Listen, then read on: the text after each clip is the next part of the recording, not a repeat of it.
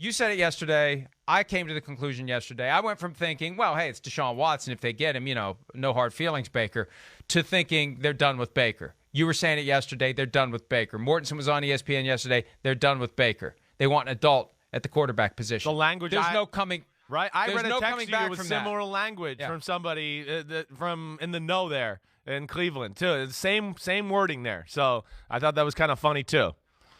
There's no coming back from that. Not, especially if you think the guy's immature.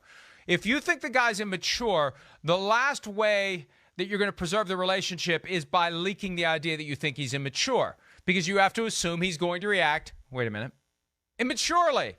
So this is done. It's over. It's kaput. What are they going to do with Baker Mayfield, Chris? I mean, there's going to be suitors. I mean, he's talented enough. He's an NFL starting quarterback. There's no doubt. With still, some upside to where you look at it and go, wait, there's potential. We know that. Like we've said, when Baker Mayfield is hot, again, I mean, he's got a pretty special arm. I mean, he can throw the ball 70 yards in the air. He could throw any throw on the field and put power on it, fit the ball into, quick windows. He does that, but we know there's some inconsistencies. And then, yes, there's been rumors for over the last year or so about him kind of being a pain in the butt in Cleveland. There has been, whether it's been with the media, you hear other rumors, of course, the Odell Beckham Jr. situation. And again, even with that, I think that spoke volumes a little bit this year. It said a little something. So there is risk with it. But, yeah, Odell, you didn't hear anybody in Cleveland, crapping Odell Beckham Jr. when he left town. I think that said a lot. And then he went to another team, and they absolutely loved him. So, there's some issues there with Baker Mayfield. The details of that, I don't know. But we do know he's a pain in the butt. We've heard that before. And it seems like, he Stefanski, whatever, the brass in Cleveland, they don't see eye to eye. And it seems like Cleveland's just had enough, and they're looking for a change. And again, I don't want to replow this ground, but you're worried about not having an adult at quarterback, so with all the baggage with Deshaun Watson, you're swapping one problem for another problem at the quarterback position, but ultimately it comes down to who can play at the highest level. And if Baker Mayfield was playing at a high level, they deal with this. Look, Aaron Rodgers is a pain in the ass. Right. It's well documented by now. Yeah. We've learned a lot about Aaron Rodgers over the last year, and I think that a majority of Americans who pay attention to the NFL would agree that Aaron Rodgers is a pain in the ass. But he's also one of the great quarterbacks of all time, and he's a two-time MVP. Right. So the Packers will deal with it. If you're not, and the moment that Aaron Rodgers slips, they're going to run him the hell out of town. Yeah. As long as he plays at a high level, he's fine. Baker Mayfield doesn't play well enough to justify being a pain in the ass. So they've had enough. 4 years, it's enough. We've got this contract situation. He wants way too much money. We're never going to pay him that much.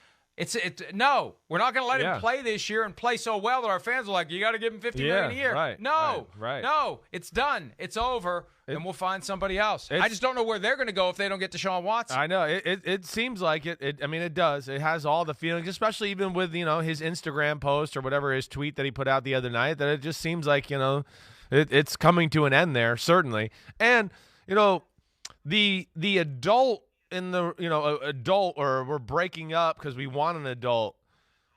When I hear something like that, again, I don't know or anything, but this to me seems like it goes beyond, maybe being a little bit of a jerk behind the microphone or having a spat with some player in the locker room. When I hear that, that's where I would say, like, what it is different than Deshaun Watson and Aaron Rodgers. They might be a pain in the butt for their own reasons, but not when it comes to football. Not when it comes to football. They're going to listen to the coaching. There's going to be the conversation. They're going to do all the things right in the locker room, on the field. No excuses, whatever else. Yes. And I have a feeling that with Baker Mayfield, it's gone into that territory a little bit where, whatever it is, there's something missing there that they don't like either, let alone maybe some of the antics, like we've talked about as far as attention behind the microphone and stuff like that. I just remember when he first landed on my radar screen when he was at Oklahoma, my conclusion was this kid's kind of a punk, but there's something endearing about him as a punk. And I'm sorry, but the shoe fits. And he comes to Cleveland, it's like, he's still kind of a punk, but I kind of like it. It's kind of it's kind of an edgy, likable. He's a likable punk. Right. Right. And And then as time goes by, I mean, that's a problem. What we see publicly is just a sliver of what the team deals with behind the scenes. And we've seen enough of it flash in 4 years with the Browns. Whether I remember when he went after Tony Grossi, he was just being kind of condescending and demeaning and disrespectful. And it's a punk. You're being a punk. And that was the first moment Go after the fans last year because they booed. Right. But he at some point he went from likable punk to unlikable punk. And if you are unlikable punk behind the scenes, that's going to get you run out the door if you're not playing well enough. That's the worst possible combination. Unlikable punk, not a high-end performer. They are going to get rid of you. And it's funny, Chris. I was thinking back to stuff they were trying to push on the media late in the regular season. They planned to move forward with Baker Mayfield at the quarterback position. That was one of the Sunday splash reports on NFL Network, one of the final Sundays of the 2021 campaign. And I wrote something about it at the time saying, this is worthless. It's meaningless. They're trying to push this idea to see if someone will trade for the guy. They're already laying the groundwork to trade Baker Mayfield by saying we plan to make him our starter. We have no intent to trade Russell Wilson. It's all the same chatter that you hear time and again when they're sending signals. And the signal's been there that they're done with Baker Mayfield. And it's clear now that they're done. They're done. It we talked yesterday about the potential destinations. Whoever may be interested, they've had a few days now to really watch the film and ask them. You better be comfortable taking in Baker Mayfield and everything that goes along with Baker Mayfield. If you're going to trade for him, you can't say you're surprised if he shows up and he starts, creating issues internally by being just being a pain in the ass. Yeah. Maybe he'll get his wake up call. I don't know. A lot of it depends upon where he goes and how they welcome him in. Like last year when Carson Wentz gets kicked out of Philly and goes to Indianapolis and he thinks it's not me, it's them.